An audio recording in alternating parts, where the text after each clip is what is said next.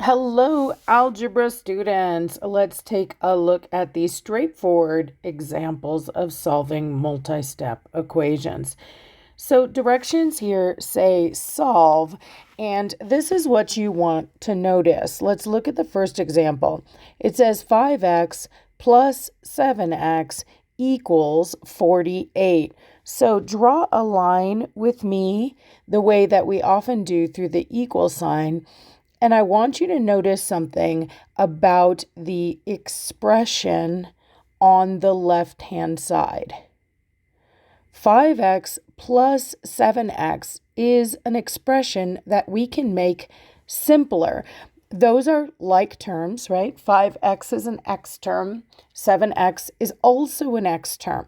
We know we can always add and subtract the same kinds of things. So we could actually do this addition before we start solving. And in fact, that's going to make our lives easier. So if I have 5x's and I add another 7x's, I will have 12 x's. Keep your equal sign nice and steady. That's just a simpler version of what you had above. And since you've made no real changes besides simplifying, you're not going to see any changes on the right-hand side. If there was work to do over there on the right-hand side, I would, but it's just a number, right? 48. And now you can see this one became quite simple. It's a one-step equation to solve.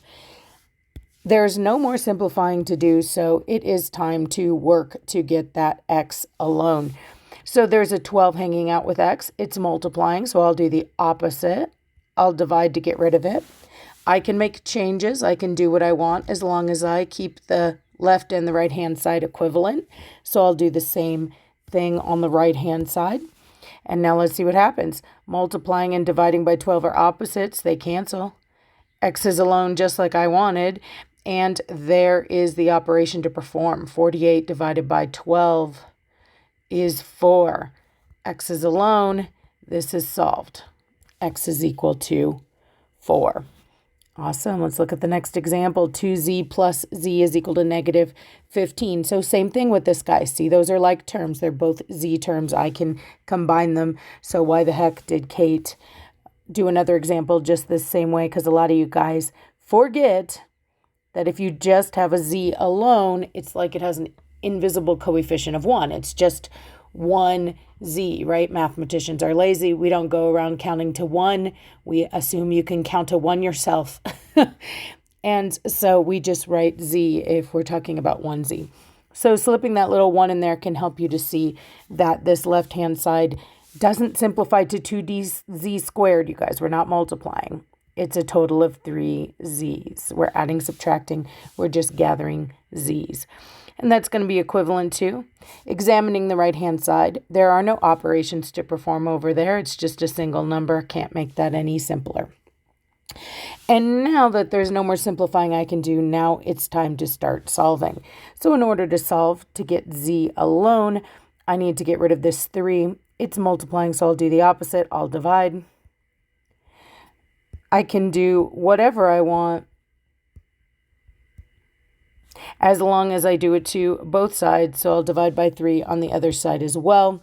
And let's see what our new equivalent equation will be. Multiplying and dividing by 3 are opposites. They cancel. I got z alone just like I wanted. I'm going to come over here. My pen is struggling. And then on this side, negative 15 divided by 3. Feel free to do it in your calculator, but it is negative 5. So final answer, z is equal to negative 5. Next example, negative 2t plus 5t equals negative 30. I just don't want you to freak out if the coefficients get a little trickier because the idea is the same, right? Look at the left-hand side in this case. And it didn't have to be the left-hand side, okay? It could have just as easily been on the right-hand side.